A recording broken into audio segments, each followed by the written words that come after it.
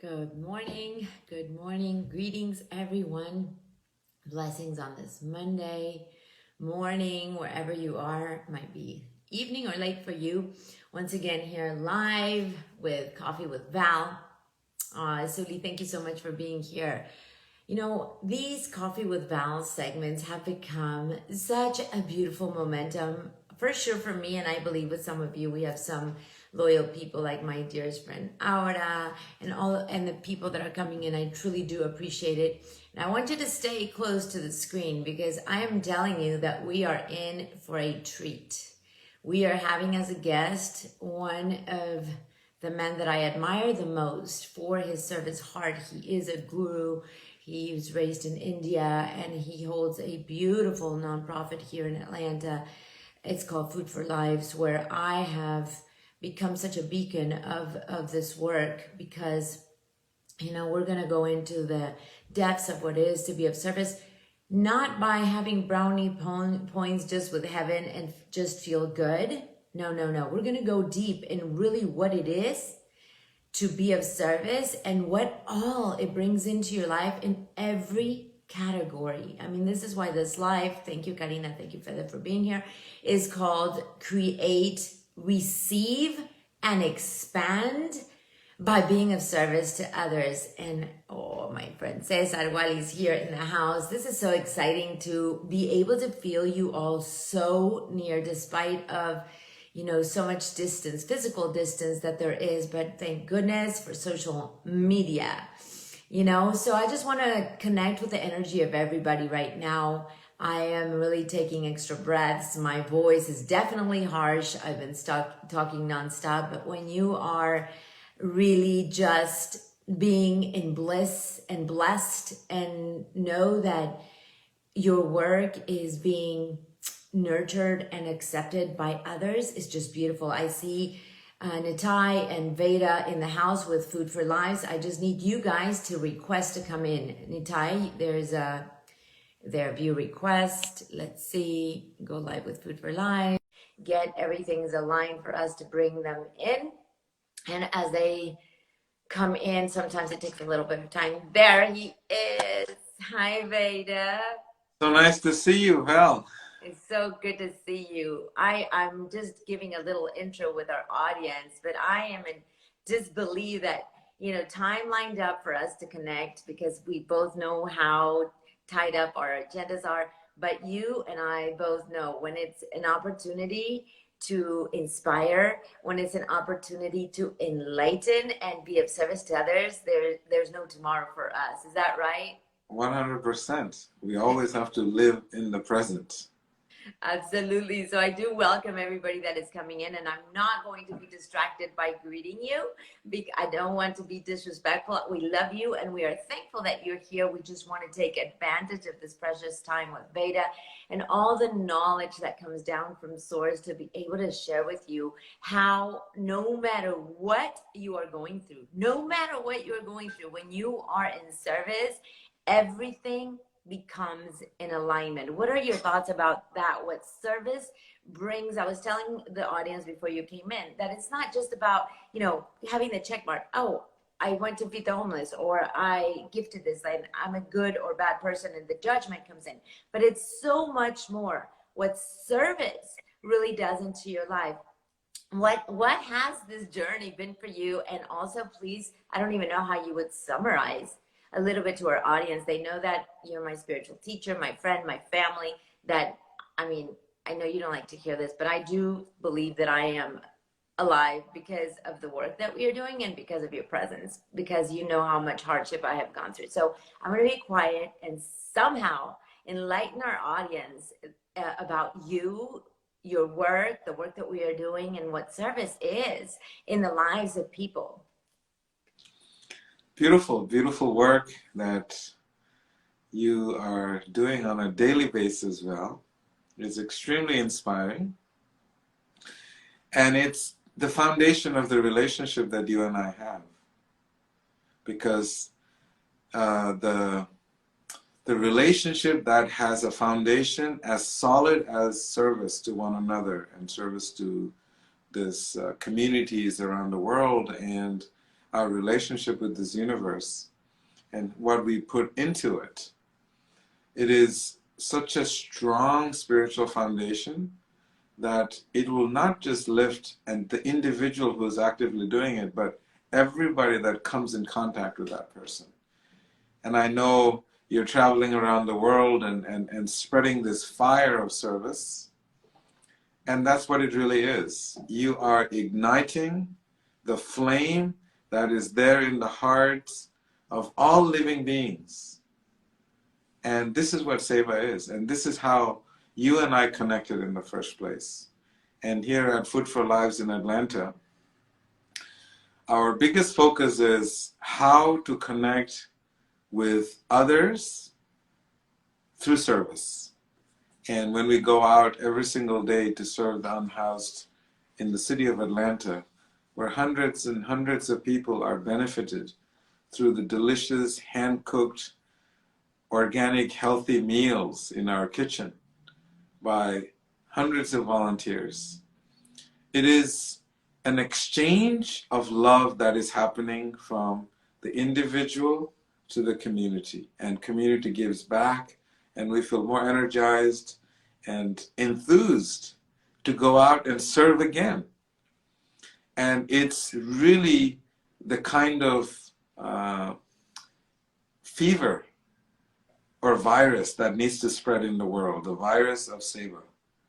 I don't like the word virus, but some sort of a pandemic of service, where everyone becomes so captivated and so inundated, so overwhelmed with this, with this, with this fever of service. I know we just started in Charlotte a year ago, and they are going steady and strong every single day of the week. They're just steady.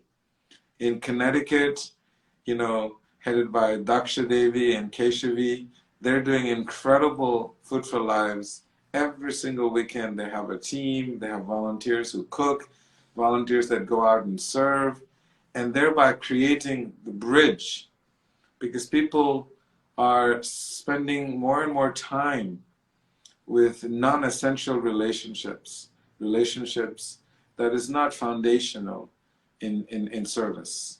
So what you're doing around the world is what we're doing every day here in Atlanta and different cities around the United States. And I'm so happy to be with you.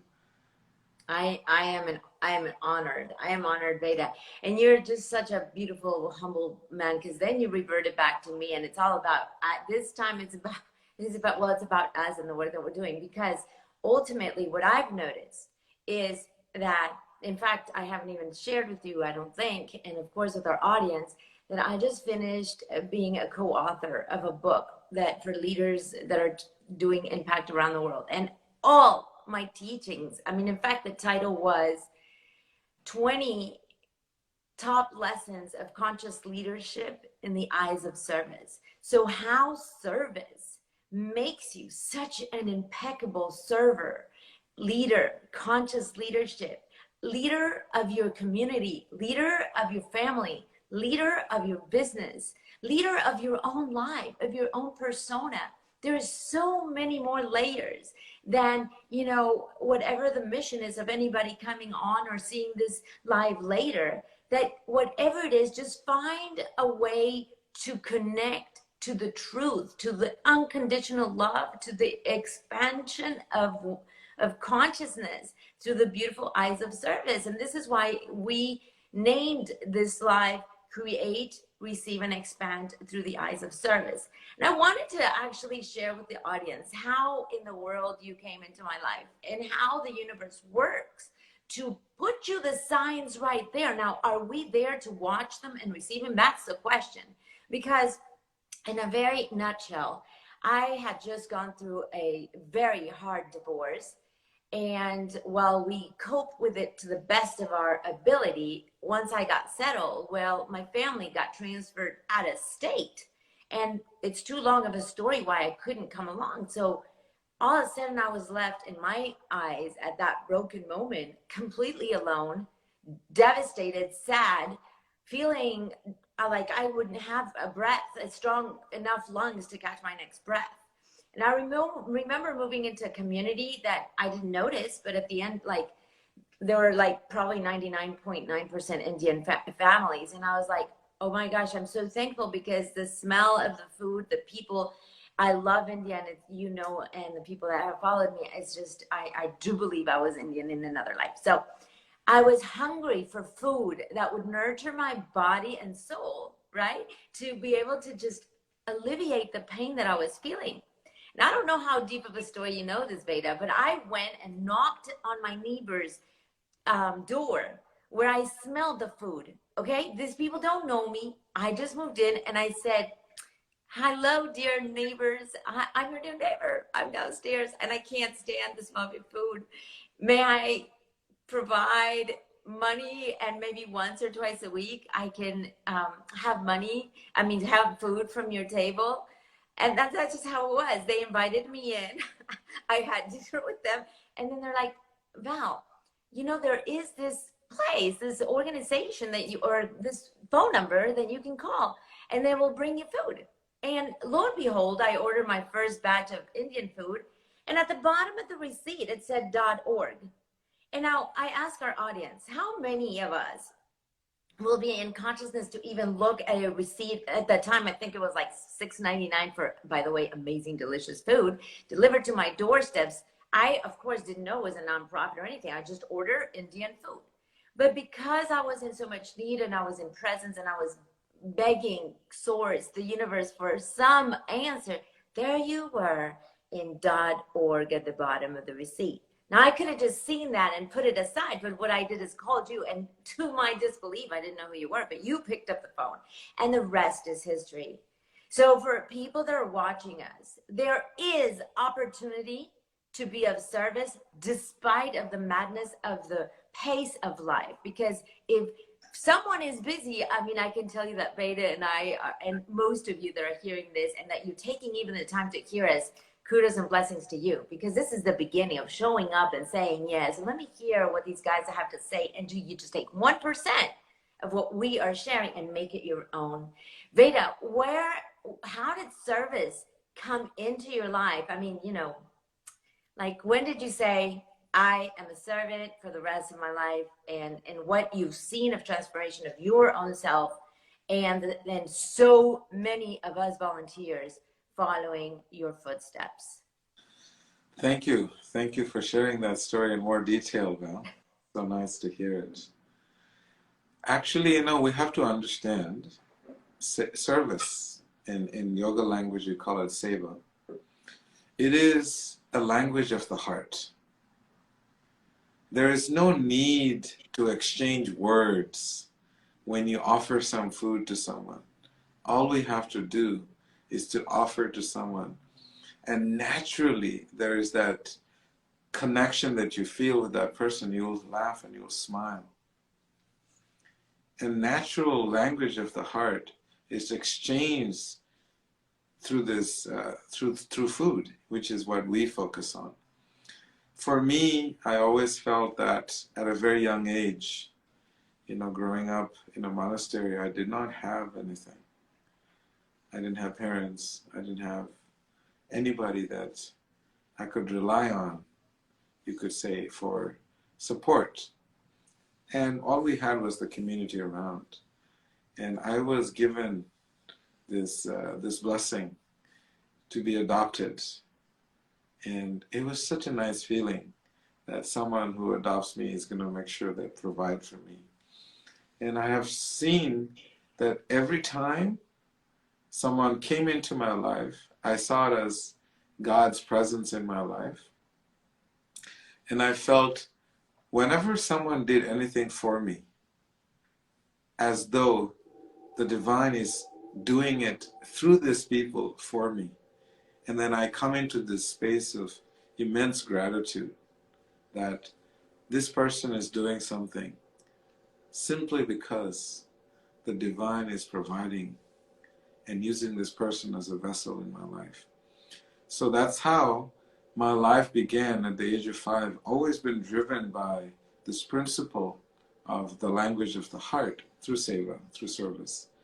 And you know, even simple thing in Connecticut, for example, when we started 2 years ago, I think a year and a half now, it was very interesting. Where do we start? Who do we start with?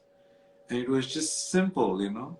One person named Keshavi, she said, you know, I want to do the service. My teacher in Vrindavan, Neem Karoli Baba, he always spoke about service. And so she wanted to do this, and I said, just do it. And then next thing you know, one after another, it has grown into this beautiful Seva movement, service movement in Connecticut. So I think what it is this the deep sense of wanting to connect with others' hearts. It is inherent in each and every one of us. And all we need is someone to say, yes, you can do it. And this is exactly what you're doing around the world, Val. And this is what I feel so inspired to do every day of my life. This is my full-time commitment. Is the only thing that I do. I actually, every single day, focus on service. So yeah, this is when it started, and I am completely drowning in this mood of service. And I'm so happy that we are now connecting together, and now you're taking it all over the world. So thank you, Val. Thank you for sharing that story. I love your upbringing and what all you have shared with all of us, because I do want to share with our audience that behind the scenes of Food for Lives, there's so much more. There's a yoga group. There are trips to India to energize and connect. There is also something that I'm so thankful for you, is that during the pandemic that many of you know that I got stuck in Peru, and my 8-day tour, or speaking tour, went on to 8.5 months, and I was just left. I felt at the time hopeless and broke and not couldn't see clearly. And you picked that sense of what humanity needed, which was presence and somebody hearing you, and you teaching us all these spiritual teachings every single day, Monday through Sunday at 7 a.m. I mean, I just cannot thank you. I'm gonna take advantage of this forum to thank you, because I mean, even on Sundays, I remember at the time that there were other people living in the house, and they were like, are you kidding me? Why do you have to wake up on Sunday at 7? I said, well, I don't have to. This is my vitamin. It's like exactly even more of what taking a vitamin to expand, to reground, and to see the infinite possibilities in the eyes of growth and hope and love and oneness. And you gave that to all of us for the entire pandemic. And now, for those that are watching us that want to follow Guru Veda's beautiful wisdom, we also meet on Saturdays now. Now it's not every day. Is it at 7:30 Eastern time as well? I know Nitai's there. I forgot the time. What time do we meet? I think it's at 9:30. Oh, sorry, 9:30 on Saturdays, and I will put in the comments the link that you can join. This is a free community where Veda has committed to expand consciousness and love with all these wisdom teachings. So that's another thing that you can be part of. And just reconnecting to the root of this forum, of this live today, we want to share with you how this life of service really, really transforms your life. I have to say that the reason why I am alive is because of service. And I definitely want to break the limited belief, and I think you've heard this too, Veda. When you're ill, in pain, and in lack, in fact sick, the first thing that your loved ones say to you, you can't go out and serve. Look at you. How are you going to be of service? I mean, look at I'm telling you, some family members would be like, look at yourself in the mirror. You can't do that. And because there was this inner calling inside of me, and many times I dragged myself to service. All the time, there was the most beautiful outcome. I felt it was CPR to my soul. It was CPR to my soul. I mean, even I remember one of the times that we went with our homeless and we cooked our beautiful lunch, and I was out in the streets, And I was just praying that my heart would feel more at peace and less achy so that I could be totally present. And I talked about this in a huge conference that I did last weekend for the Georgia Hispanic Chamber of Commerce with 350 women. I'm like walking in the street, feeling a little sad, but praying for that strength. And our homeless recognized that low vibration and that ache and pain without talking to me. And what they did, Veda, is they held my hands and asked if they could kindly pray over me. Are you Mm. kidding me?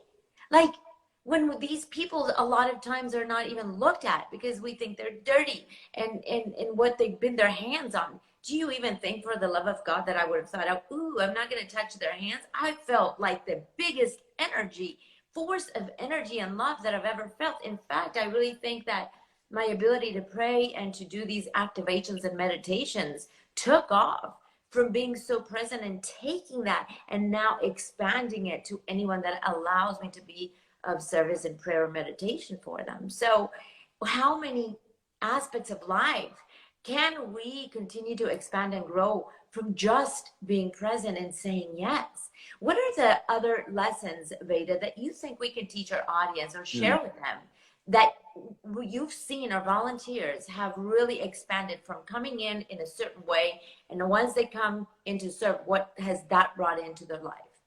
Beautiful, beautiful question.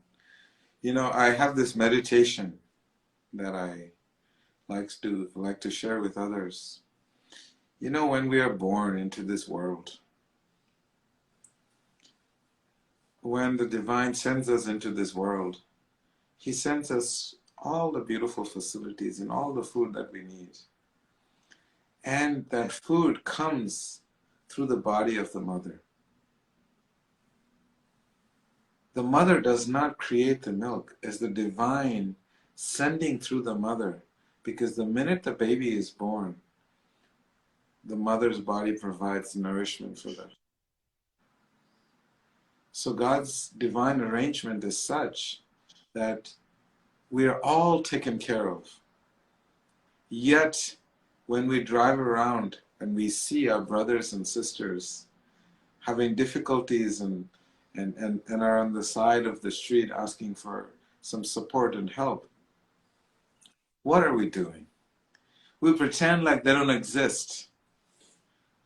And for me, one of the biggest inspirations is here in Atlanta, when I see a man standing in the rain with a sign saying, "Please help me, I need to feed my kids." And most people would think, oh, this person is just fabricating a story so he can get some money or food or whatever. I actually pulled over and I said, "Dude, what's your story? What are you doing out here in the rain?" And he says, "I got 2 kids, man." And I said, "Where are your kids?" "They're with my grandmama." And really? He said, "Yeah, they're with my grandma and I gotta bring some food home for them. And, you know, they're dependent on me." So I took this person, I said, "Get in my car. We're gonna go to the grocery store." When we got there and I said, "You have $50. Pick anything you want for $50. And what did he pick? He literally picked food that was gonna stretch and take him through many days. And through this process, I sat in the car and we were talking. And I said, "Why do you do this? And tell me the challenge you face." He said, "Every day people see me and they look at me thinking that I'm a parasite in the city of Atlanta. I am a parasite. They will not even look at me. And if some people were to give them something, give them $1 or give them some drink or a bottle of water or something, they would not even make an eye contact as they rolled out their window and handed out." This is what these people go through. And they are someone's father, someone's son, someone's daughter. And they are family. And yet we pretend like they don't exist. And if we start to think how God has provided so much for each and every one of us in different ways, all we need to do is acknowledge that there are some people in this world who just needs a little bit of help.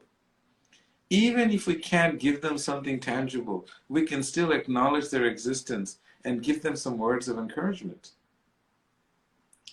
So, when I talk about, the heart language is seva, is service.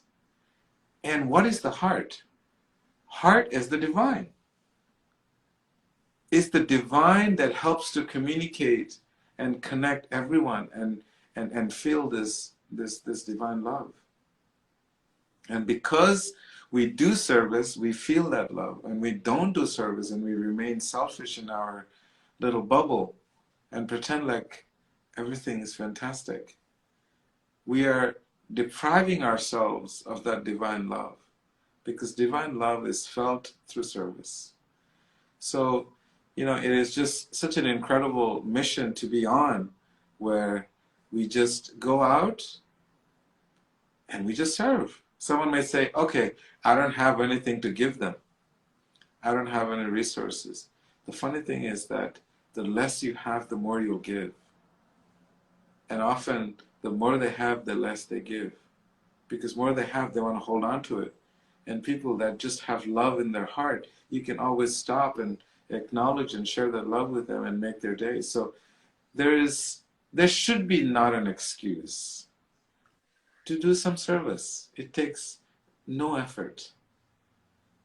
Absolutely. And the more you give, the more you get. Absolutely. Because they give you love back, I was just going to say that, Veda. And I love your words. And I want to tap on something that I was like, I have to add to this beautiful wisdom from Veda. So if you remember, yes, I come to the kitchen and cook, but my biggest forte, I wasn't there to serve. I was there to talk with people. Remember that? And when we say we're there to give them some words of encouragement, I'm literally in the process of writing my book, and I can't keep up from all the encouragement and love I receive from them. I mean, we think we have, they really get life. But you said it very well. They're not looked at. They're looked at something like a thing. And I want to add to that about two things about how giving they are. So one, because I love, my audience know that I love sharing stories. Besides everything that we have lived here in Atlanta with Food for Lives, and as when I travel, my last experience in Nigeria, that I ended up going to this beautiful school that was aching in every way. I mean, they didn't even have the basics for these children. I cannot tell you how they filled me up with love and food, and they made something for me, and they gifted me this giraffe statue. I mean, they're just wanting to give, right? They don't even know who I am. I got invited to kind of just come and give them words of hope and inspiration. And then when I was in Colombia, that the homeless were all sleeping, and I could see them from where I was on the sand, day in, day out, rain, shine, sun, bliss, wind, I mean, anything. And so it's beautiful how these beautiful beings have much connection with their heart that some of us in the real life, because I don't even know that you know the story, and I'm gearing towards ending our Instagram live. When I was there, I was devastated by how the ocean was dirty. People were dropping the things. So I started just picking up every morning after my meditation. And these beautiful beings they could see me day in, day out, day in, day out.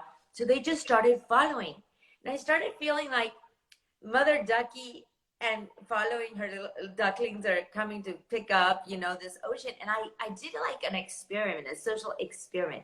I let them go like that for a couple of days. They wouldn't talk to me, but they would follow. And then one day after about the third day after the cleanup, I sat down and I just invited them to come and sit with me, And it was a good little group. And it grew and it grew and it grew. And we started hearing their stories and nurturing their heart and being there for them and hearing their needs, and became very creative to raise funds. Of course, the donors are a big part of the work that we do. And we created a plan for them to become independently financially to the rest of at least get off the streets, and with small businesses. And so for 5.5 months, we sat every morning. I mean, they did the homework. We you know, anything from empowerment, self-healing, motivation, business plan. I mean, the whole thing. So they learned. I mean, a couple of them were gonna have fishing. They, you know, do a little business on fishing, and some of them wanted to put their the market, go to the market and el mercado in Colombia, and sell fruits and vegetables around the corners. So what does that look like? A whole plan. And we were able to succeed and see this outcome. But in the process of sharing all this knowledge and wisdom, I can tell you that I felt like I got a doctor's degree by being with them and then sharing with me how they helped each other. It wasn't like in real life how we see people, they wouldn't share an idea because it's going to steal them. I remember precisely going to the market, and they were low on this vegetable and this fruit that is only from there. And I wanted to see, I was just observing them, and it was a handful for one of them, but they ended up splitting and sharing and like, you know, saying, no, there's enough for all of us. And it was just, you know, sharing, caring, being present, being happy when another person is successful. I would wait at the end of the day because they would come to report to me how they did on their day. They're like cheering on for each other, you know, and if one of them didn't have a good day, I witnessed them saying, hey, I made more money than I thought. Here, let me share. Now, let me ask you this, Veda, in this real life, how does that look like for us humans on earth on a day-to-day? Do we see these traits and values daily? It's all there. We all have it. It's just we have to let it out. We hold the beauty inside, and service is real beauty, because the smiles that you get just from doing some good deeds towards others, and like you were talking about the environment, you know, it's such a big need of society now to be more conscious, be more mindful about the planet that we live in, because no one can destroy it, only we can. And so therefore, how to be more mindful in our actions, in our thoughts, in our environment, and somehow that mindfulness, practice of mindfulness, being conscious, will make a global impact, because every person is a leader in this world that can change everything in this world. Absolutely. Absolutely, Beta. Well, I am just so thankful of your presence. And I definitely want to wrap up before I give my closing statement.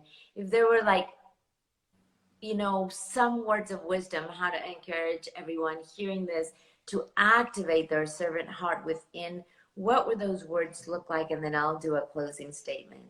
If you're suffering, go out and serve. If you're happy, go out and serve. If you're unhappy, go out and serve. If you're tired, go out and serve. If you're rich, go out and serve. If you're poor, go out and serve. The solution to all the problems in the world is to serve others. If we can create a world where everyone is serving everyone else, this world will be a beautiful place. So I want to thank all your audiences for joining us. I'm so happy that you have allowed me to come into your heart, into your space, and my love to all of you. And so grateful to Val for this incredible mission that she tirelessly travels around the world and keep inspiring others to go and change themselves and change the world. So thank you so much, Val. Thank you, Veda, for your words. And we just want to say thank you again. Thank you for Nitai behind the scenes, one of our endless volunteers at Food for Lives that I adore. Thank you, my love. And I want to encourage you to please look at Food for Lives. It's not just in Atlanta. There's so many different ways to come join. And remember the Saturday classes that are free of charge for you to increase your wisdom and your love for yourself and humanity. And in terms of me, I thank you for showing up. Please do share, like, comment this live if it was of service to you, because it's only together that we can spread the word wider and brighter. so that we can become servers of us, and in doing so, being a reflection of the divine by stepping into our own power and simply show up and say yes. So we thank you, we love you, and we hold you tight here, dear, in our hearts. And we thank you from the bottom of our hearts for being present today. Namaste, everyone. Thank you so much. Namaste, everyone. Thank you, and thank you so much, Val. Bye.